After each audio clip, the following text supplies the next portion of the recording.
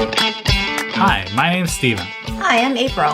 This is the 3 Pi Squared ABYay Business Leaders podcast, where we discuss topics on how to create and grow an ethical and sustainable ABYay practice.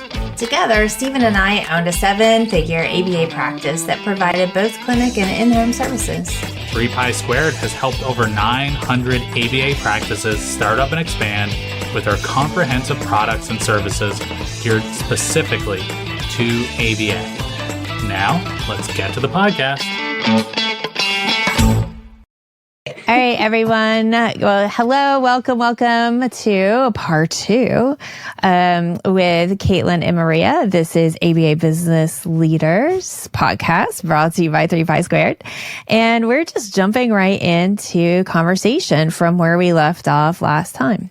We were talking about how to support to have that structure in place to support our staff and staff retention and to provide quality clinical services for our learners. So we're just going to hop into it. So when we look at reports, I think that outside of all of the parts of supervising and planning and program development and assessment, one of the other big, huge skill sets that I don't think we talk about enough is like actually writing that report. And writing it well and writing it and aligned with what the payer wants to see, but also not losing sight of what's important clinically. So yeah, let's talk about it. What do you not avoiding the peer review, right? Yeah, right. Because a lot of times we get that, right? Like that's what I hear. Like, hey, I know if I can ask for 24 hours, but if I ask for 25, I'm gonna have a peer review, so I'm gonna ask for 24. Or if I add this goal in, it might be rejected, so I'm just not gonna add that goal. And I'll do it. I just won't tell anybody. Yeah, it's a huge skill with so many skills wrapped up into it.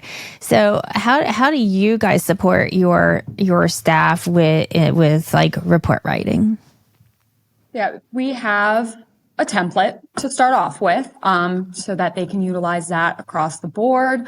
And then on top of that, we also wound up creating like a rubric for the treatment plan, making sure that they've got all those necessary key pieces that are needed in there for the payer. And then also, as we have continued to grow as a company, we have a lot more of like, okay, this technician had to call out today, but we have this technician available. They're going to pop over for some subbing.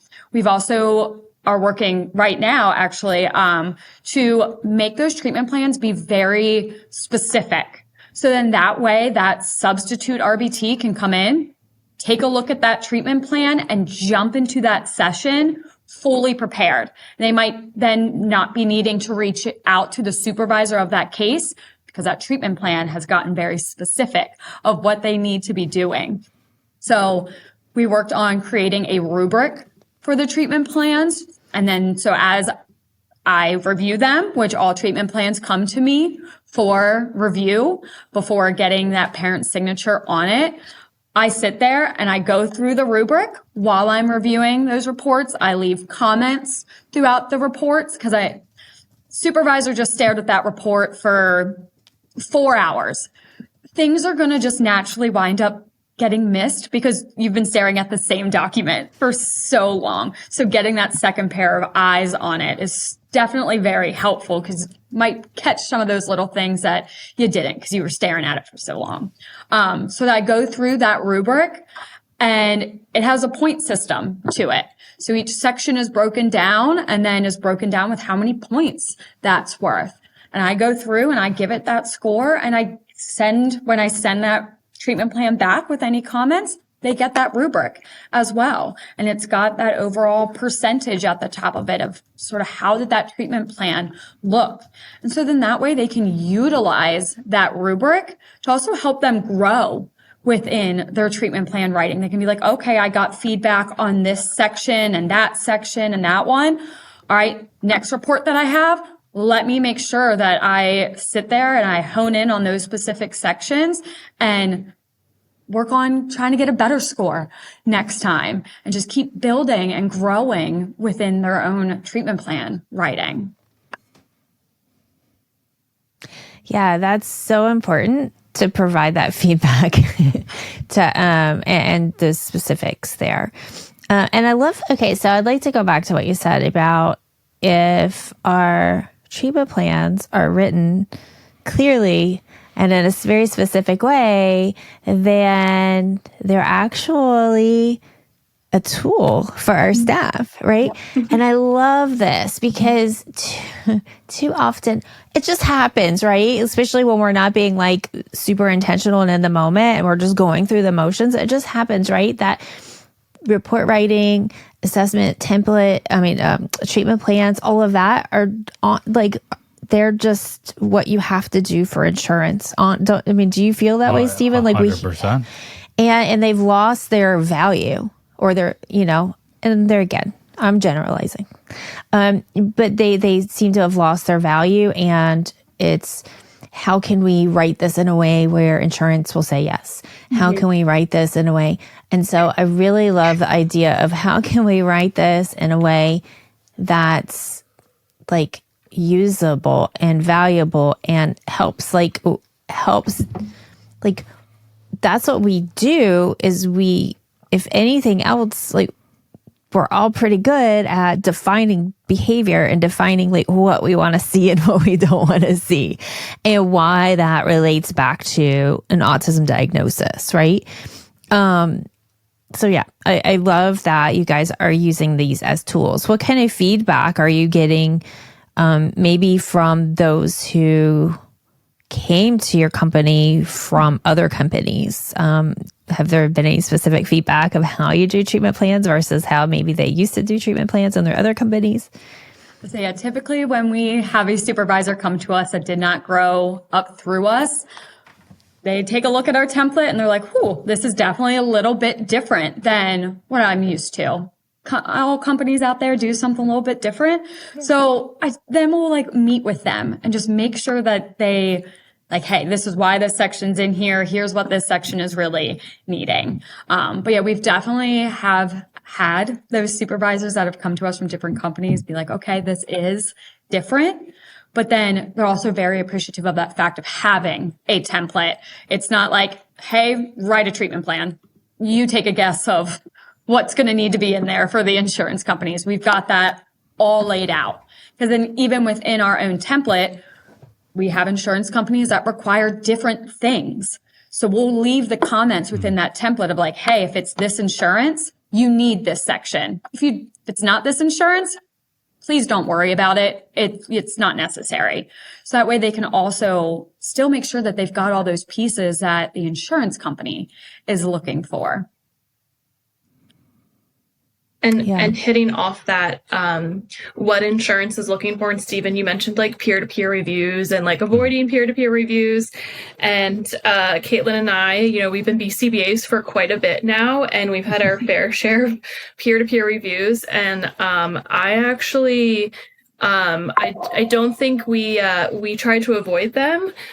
We encourage our BCBAs to ask for what they feel is clinically appropriate, and Caitlyn and I will be right there in the phone call with them to justify that. And I also think, especially recently with sometimes the guidelines aren't 100% clear, or they deny something or have a peer-to-peer review, and we're like, oh, we had no idea you wanted that in there. It's actually a great tool for us because we've now taken that peer-to-peer review, implemented it in that treatment plan, and now we're not getting peer-to-peer reviews for that insurance anymore because we've been able to use that as a tool to provide to our supervisors and us as a clinical department to put in there what they want. So yeah, that's a really good idea. I love the idea, and maybe if you could expand on it just a little bit of how are you writing these things so clearly that you can have a sub tech come in an in-home session and take this, because I think that would be very valuable for a lot of practices out there, because for most in-home, hours included, it was, hey, if that tech's sick, that session doesn't happen. And, if that tech goes on vacation, well, you may not have services for... Right, unless there was already like two techs on the case. Yeah. And to kind of piggyback on that too, what kind of support and training do you provide to your techs that offers them the skill set that they can just pick up a treatment plan and read it and feel confident to go into the session? So one thing that we've done with our treatment plans more recently, as we've been in this mindset of, hey, we want to be able to give this to a sub and they can read it and implement it, is within the rubric and within the template itself, we broke everything down more. So if it's a skill acquisition goal, we have, hey, here's the instructional procedures you're going to utilize, and it's titled that. Here's the prompting strategies you're going to utilize. Here's the reinforcement schedule, and here's how you're going to collect the data on this. So we have all of those sections broken down with those headers, so they can be like, okay, I'm not sure how I can prompt this. Let me look. Hey, it's right there underneath prompting strategies. Here's what I can do there. And then just for our training for our technicians out there in the field is, we primarily use the VB MAP assessment or the peak assessment. We have trainings for those. So we've got different supervisors that wind up teaching those trainings. We'll pull in every single BT, RBT throughout our company and make sure that they get those trainings done. We make sure that also they get both of those trainings done, because it's like, okay, their client that they're with every single day is a VB MAP client, but now this subbing opportunity, it's a peak client. We want to make sure that they can run both for those subbing opportunities, and they're not going in and it's like, what is peak? I've never even heard of this. I've been doing VB MAP. We want to make sure that they have that skill set to be able to do both.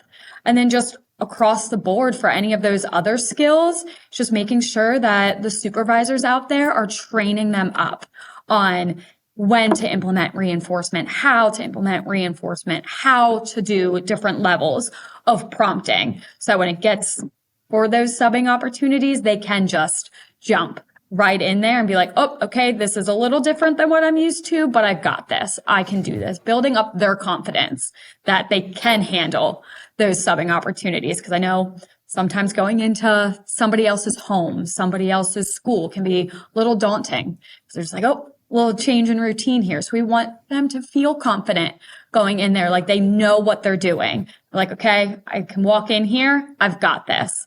I'm not going to need to contact the supervisor of this case. I'm feeling confident today. April and I are so honored to have Margin Keepers sponsor this podcast. Running an ABYay business comes with its share of challenges. Managing clients, staff, insurance, the list goes on. One thing you shouldn't add to your stress, bookkeeping. That's where Margin Keepers comes in. They're specialists in ABYay businesses, which means they understand exactly what we need. With Margin Keepers handling your finances, you can focus on what really matters, your clients and your practice's growth. They're more than just bookkeepers, they're lifesavers in the financial world of ABYay. So for peace of mind and expert financial management, turn to Margin Keepers. It's a decision that will lift a weight off of your shoulders. Check out Margin Keepers at www.marginkeepers.com and see how they can help your business thrive. I think this is a great transition into talking about manageable caseloads. There's a lot of conversation out there.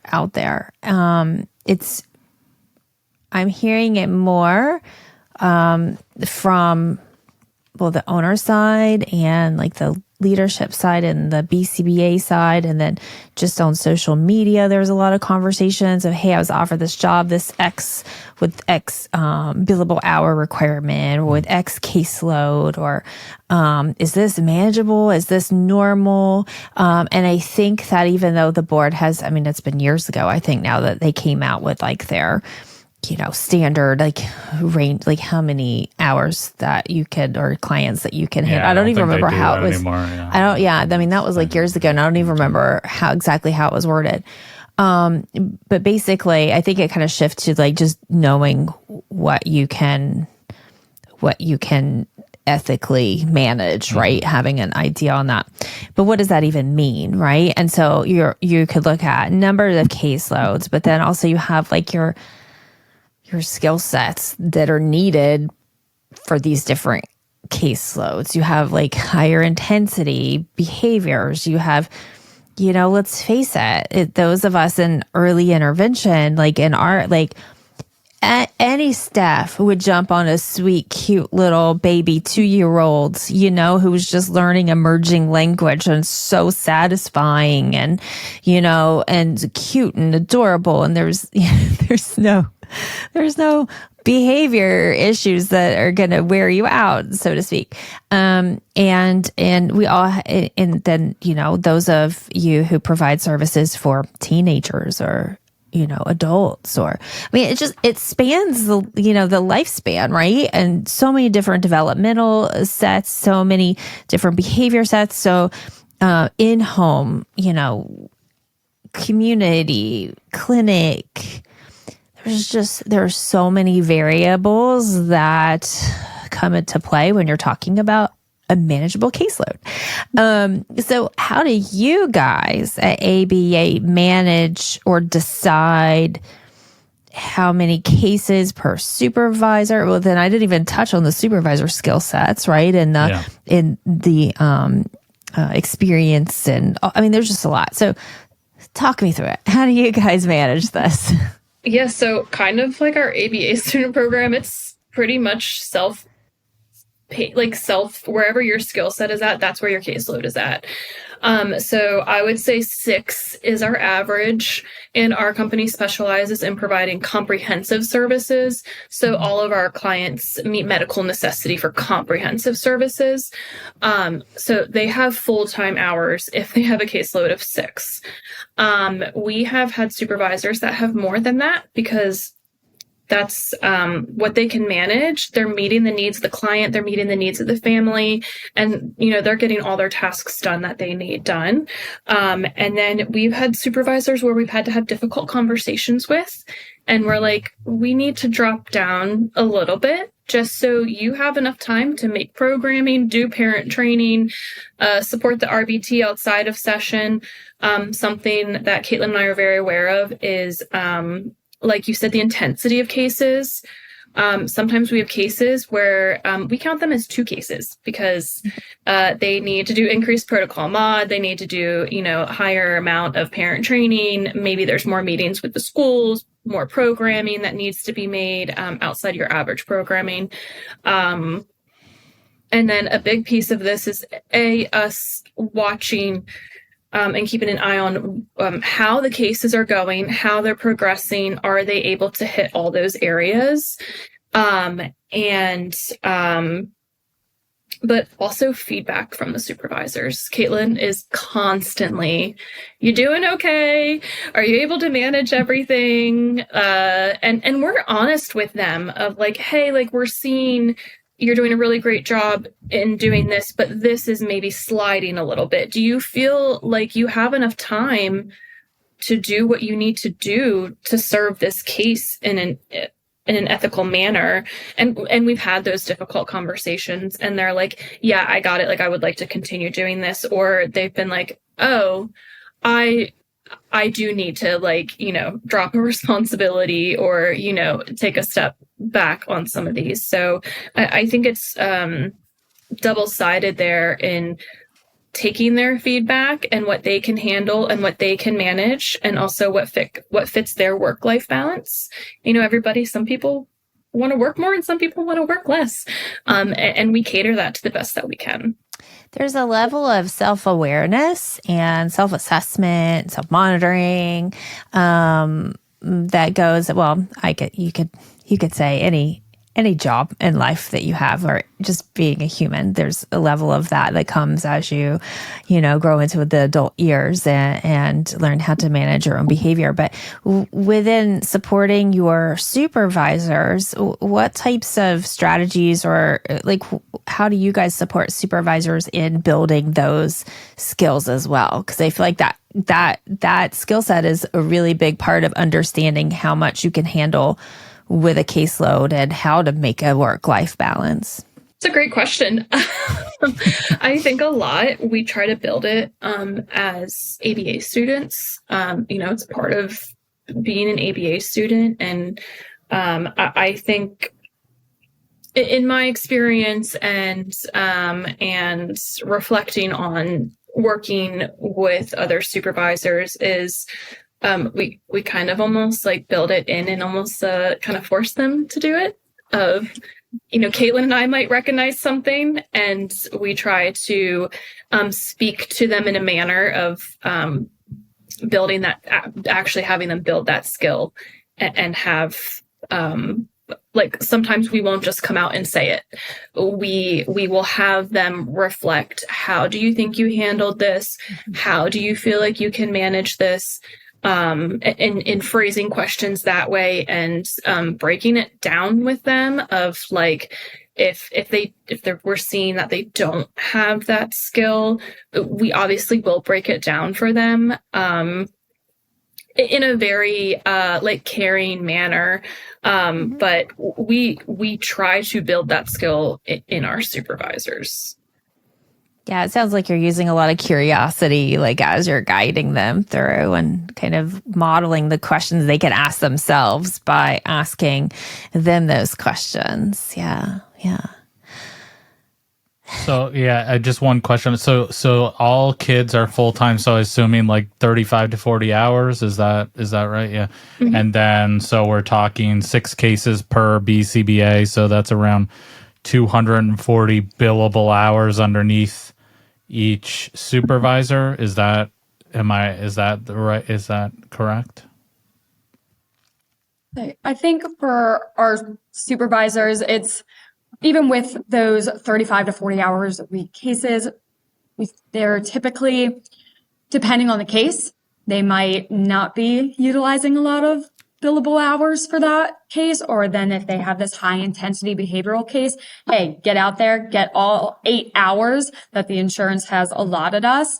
But hey, you've got this other case that's 40 hours a week, but progress keeps being made. RBT is absolutely fantastic.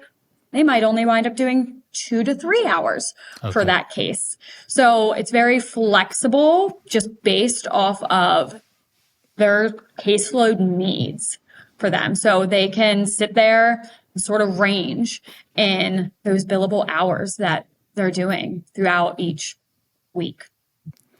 And then when you have, this is just curious, when you have a full case, so 35, 40 hours, how many techs would you typically have on a case? That would it be 2 or more, or how do you handle that? So all of our cases, it's just one technician. Okay. They do all 35 to 40 hours with that kid, and that's their only client that they have. So it really helps for them to build that rapport with the client. And so that also winds up helping with the progress that's being made, because we don't have 3 or 4 technicians going in each week. It's just that one. And it's that consistency piece, because we know that consistency is super important for the kiddos that we work with. I assume that makes it easier to supervise too, because if you've got 2, 3 techs on a case, and then now you're having to manage supervision on top of, there's a lot of conversation about caseloads, right? We get a lot of questions here recently. We've gotten more questions than we have in the past.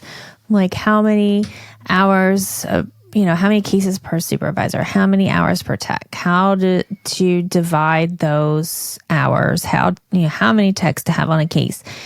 And my answer is I don't have an answer, like a direct, there's not a formula, right? It really depends on your company. It depends on the families that you're serving. It depends on the cases, depends on the skill sets of your staff. And there, I think there's a good guideline, and I think what you guys are talking, the kind of how you do it, is a, within that guideline.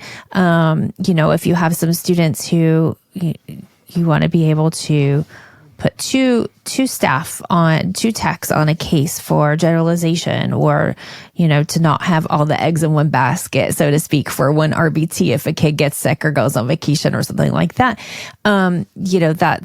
That's good too. But I think the most important thing is to ask yourself a lot of questions, like look at all of the variables and to understand why you're doing the things that you're, why you have those guidelines in place that you have for case management, and caseloads. Because if you're just doing it because it's industry standard, or you're doing it because the company next door, that's what they do, or the company you used to work for, that's what they do, or this is just what I think should happen, then maybe start asking yourself questions of why. I think, asking yourself why is super important.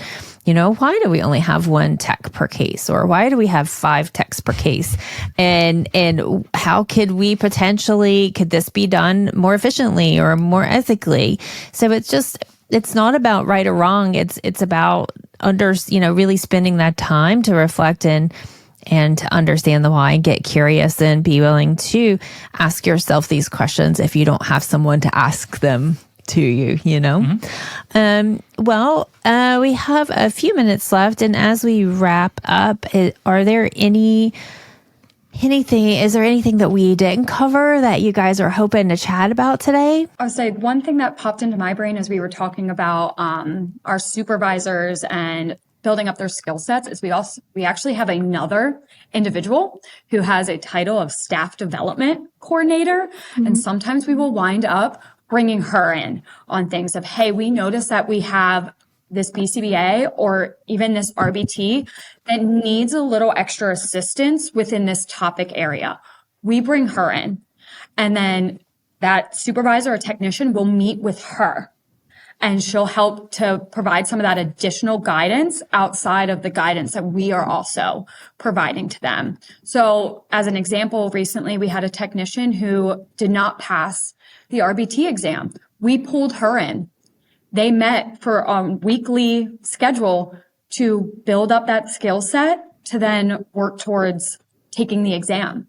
Again, she works very, very closely with all of our students also, and addressing those more so task list items that aren't those clinical skills out in the field. Some of that background stuff that we might not be able to get to on a daily basis because we're there for the client. We're there trying to modify the programming, making sure our kiddos are making progress. She's in the background doing some of that extra stuff that we don't get a chance to do. So I just also wanted to bring her up within this conversation because we utilize her for some of those additional trainings. We just pulled her in on an in-person training for all of our supervisors because she just had a good background in that topic that we were covering. So we brought her in just to provide that additional training so that it's also not always coming from just me and Maria. We've got another individual as well. That's great.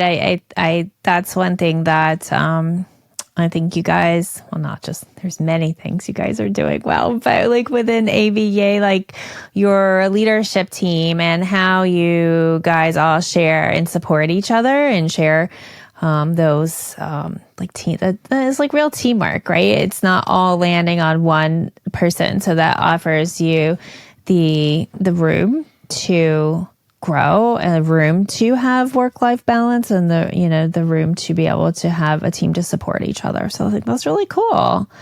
Yeah. Is there anything did you have anything? No, I think that for anybody out there listening to this and they're all burnt out and their team is all, just crispy. Everybody's crispy. It can be done differently, right? Mm-hmm. And ABYay is just ABYay. ABYay, sorry. I do it too. Yes. It is another example that, there are many amazing companies out there doing it. every day, right? Working and supporting their staff, and it can be done.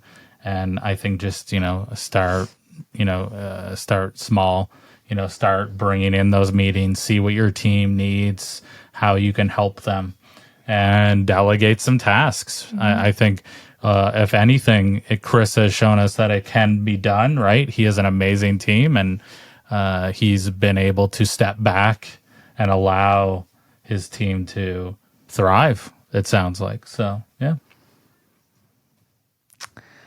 All right. Well, I appreciate your time. Thank you for showing up and for having these conversations with us. I'm super excited about it. And to those of you who are listening or watching, thank you for taking time out of your busy schedule. And also, everyone, thanks for your patience for this being a two-parter. I knew that we had more to get to. I didn't want to, I know you guys are busy, and so we try to keep these podcasts in a digestible amount of as much as possible. All right. On that note, we will say goodbye, and I hope everyone has a great week, and we'll see you next week. See you later. Thank you for listening to our podcast. Hopefully it was helpful. If you would like to gain access to this entire video, and actually our entire library of videos, please join our ABYay Business Leaders membership. You can find that at www.3pisquare.com.